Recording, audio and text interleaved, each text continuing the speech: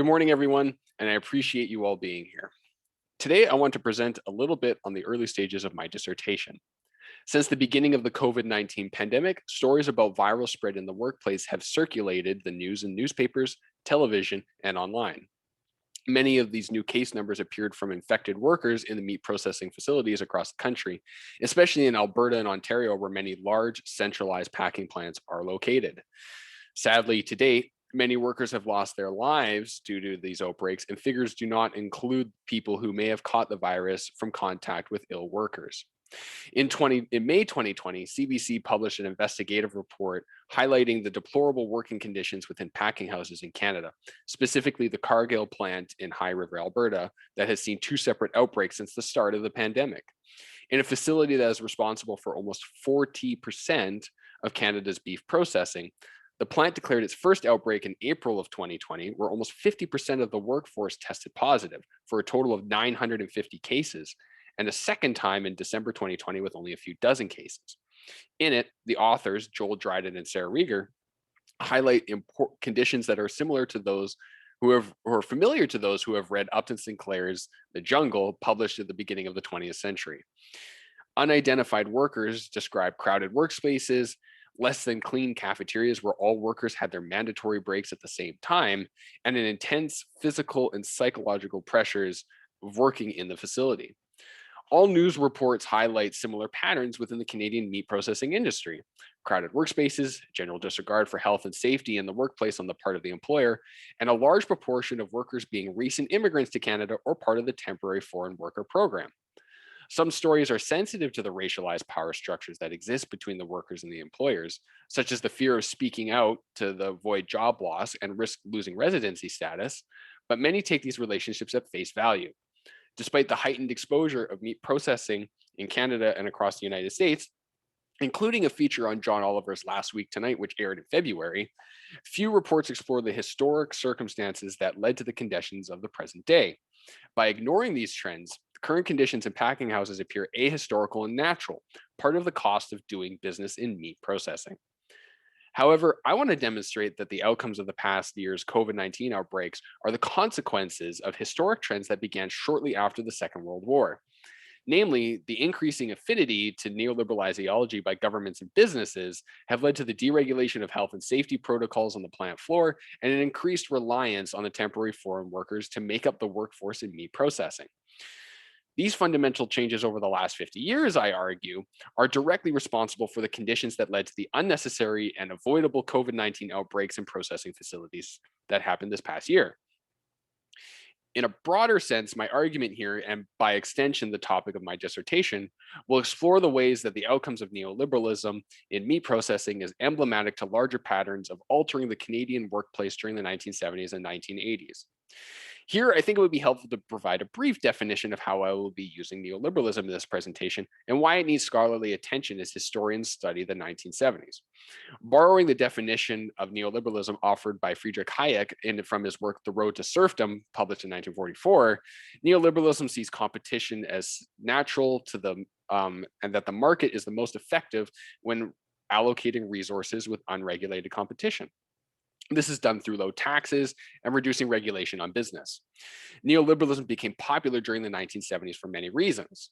So, although some argue whether or not the OPEC oil crisis was the prime mover for neoliberal ideology to take hold in the Western world, we can consider rising oil prices, rising inflation, rising unemployment, and the economic phenomenon of stagflation as broader terms that popularized neoliberalism. In conjunction with the costs of maintaining high wages and an expensive social welfare program constructed as part of the post-Second World War social landscape, corporations and governments around the Western world understood neoliberalism as the solution to the economic woes of the 1970s. For historical context, meat processing was one of the first industries in North America, alongside the automotive industry, to mechanize their production lines in the early 1900s, especially in places like Toronto, St. Louis, and Chicago. Unlike other industries such as coal and steel, meatpacking firms were concerned with low profit margins and making their business profitable and productive. The difference between the automotive and the meat processing industry is that skilled workers, and I use the term skill here to mean workers that required some form of on-the-job training, in meat processing still had to exist for more delicate tasks, such as removing the hide from the cow and other difficult parts of the process that were not found in other industries. Quite obviously, meat packers deal with organic products, while automotive workers do not. Therefore, it's more difficult to standardize. While skilled labor was the domain of white men, many of the unskilled jobs were assigned to racialized minorities, new immigrants from Eastern Europe, and women. From meat processing's beginnings, then, there were clear racial and gender divides that were institutionalized and maintained up to the present day, as I will explain in a few minutes. During the 1920s and 1930s, after significant union busting in Chicago and Winnipeg, packing firms turned to look into other ways to increase their productivity and reduce labor costs. Firms landed on scientific management and Taylorism to increase efficiency in the labor process.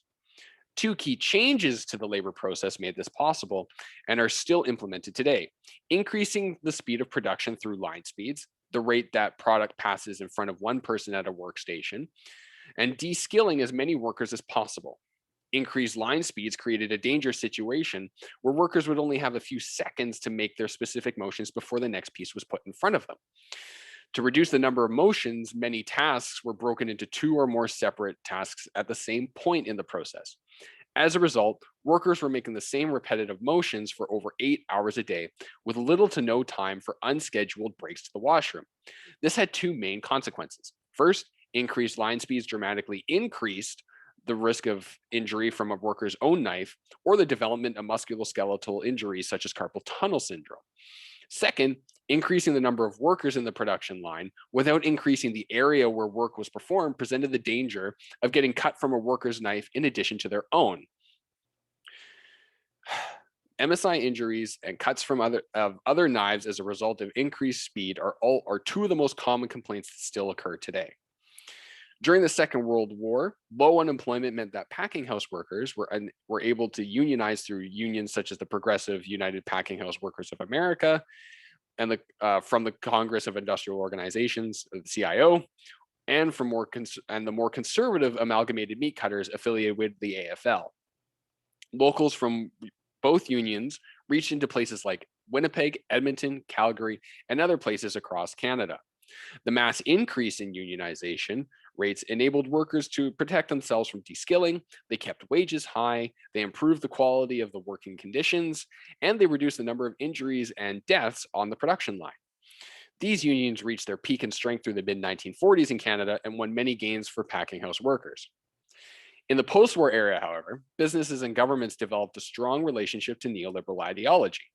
Of the three facets of neoliberal policy, the economic, the social, and foreign policy, the economic program of breaking unions, suppressing wages, relaxing regulations put on business, and lowering corporate taxes are the most relevant to this presentation. After significant growth of union rates in the 30s and 40s, the packing house workers and the amalgamated faced a social climate in the 60s and 70s that was less hospitable to their presence than their predecessors. As a result, the amalgamated and the packing house workers were coerced into merging with other unions to form the new United Food and Commercial Workers Union, or the UFCW, as a means of survival. Today, some provinces, such as British Columbia and Alberta, have two locals representing all workers, while there is only one local representing all workers in Manitoba. One significant change to the meatpacking industry regarding neoliberalism through the 60s, 70s, and 80s was a transition of processing plants from major urban centers to rural areas like High River and Brooks, Alberta. Packing firms migrated from urban centers to rural areas because companies like Cargill and Maple Leaf found it cheaper to move processing plants closer to livestock herds, since transportation costs would be significantly less and animals would arrive at the processing plants larger than if they had been loaded onto rail cars or trucks. Further, although more common in the United States than in Canada, municipal and provincial jurisdictions could provide tax incentives for firms willing to relocate to rural areas. Another less official reason that firms moved to rural Alberta would be to reduce the presence of unionized workers and workforces in processing facilities. In large cities, unions and the working class have greater resources and connections to form and reinforce unions. In rural communities where unions may not exist or have a hard time organizing, isolation from other unions reduces union strength. One pattern of this is Jefferson Cowie's Capital Moves, where he shows how a major firm, in this case RCA of America in the United States, repeatedly relocated over the period of a century to new labor markets to capitalize on reduced labor costs and low union presence. A similar pattern exists for large packing firms in Canada. Meat processing firms could not transport entire workplaces to these new plants, however, and drawing on a stable workforce from rural areas proved to be difficult. Firms continued to hire immigrant workers as they had done in cities, but these rural communities did not have enough people to meet the needs of increased production. To solve this labor shortage, firms also turned to the federal government's temporary foreign worker program that began in 1973. Hiring immigrant labor was not a new practice in Canada, let alone in the meatpacking industry, but this time employers had the advantage of an official temporary system. Countless cases of employer abuse and intimidation, both in union and non-union workplaces aside, the temporary foreign worker program has created a reserve army of labor not permitted to engage with the functions of the Canadian state that control their existence. Workers in the program are permitted to enter Canada on short-term work contracts, but do not have avenues for permanent residency or citizenship. Further, workers in the temporary foreign worker program cannot stay in Canada without an employer. So changing employers or being fired from work brings risks of deportation back to their home country. Employers use this power to keep wages down, ignore health and safety protocols and unjust working conditions, and coerce their workers into keeping quiet about what actually happens inside the plant. One of the advantages to rural areas for firms is that meat processing is done at a psychological distance from consumers. This means that the ugly work of meat processing and the social consequences of unethical power dynamics are hidden from view from the Canadian consumer, the person that has the most power to dictate policy and social conditions. One way I found helpful to think about this was Timothy Patriot's politics of sight. Patriot defines the politics of sight as, quote, the organized, concerted attempts to make visible what is hidden and to breach, literally or figuratively, zones of confinement in order to bring about social and political transformation, end quote. In this instance, he is referring to his time as a worker in a chicken processing facility in Nebraska. But I think the term can be applied to meat processing here in Canada. Much of the process is hidden and obscured from view. Therefore, the problems of the system feel psychologically and geographically distant from grocery store shelves. Even in grocery stores that have meat cutters, I was one of them during my undergraduate degree, the process is hidden from us. Boxed beef and pork come in bright white boxes that we turned into steaks for the consumer to buy without either the meat cutter or the consumer giving a second thought about the social power dynamics that were contained in what we produced. Hiding this gruesome process from view in rural Canada obscures the social and ethical problems, such as the process itself and how workers are treated, from the consumer. It is difficult to challenge the beef processing industry in Canada because, like the banking and airline industry, meat processing has become oligopolistic in nature. For example, the JBS facility in Brooks, Alberta, and the Cargill facilities in High River, Alberta, and Guelph, Ontario, account for 85% of all beef production in Canada. I've yet to find accurate numbers regarding other kinds of beef processing, such as chicken and pork, but their numbers are not that far off either. These firms have large facilities that employ thousands of workers, and because of their volume in production, can squeeze out other Canadian-based firms that represent potential competitors. The size of the firms and their market share means that any fines levied from them are inconsequential to their bottom lines, and workers have a difficult time finding other employers in the industry. To conclude, 50 years of neoliberal ideology has fundamentally changed the way Canadians, especially those who are most vulnerable, work. The attacks on unions during the 70s and especially during the 80s have made those organizations weaker than they were at the beginning of the post-war period, and subsequently workers meet strong resistance when they try to assert their rights. Neoliberalism provided the justification for rolling back health and safety regulations and the increased use of temporary foreign workers across the country, but its effects are more pronounced in Canada's packing facilities.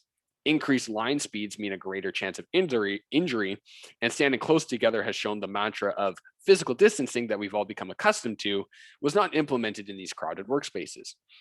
Clearly evidenced by the slow responses, large multinational corporations are not in a hurry to alter their production patterns. I wish I could report some good news in terms of changes made to the labor process, but that does not appear to be the case yet. The only solace at the time of this presentation is that workers in these plants have been deemed essential by the Alberta Ministry of Health and are in the process of being vaccinated.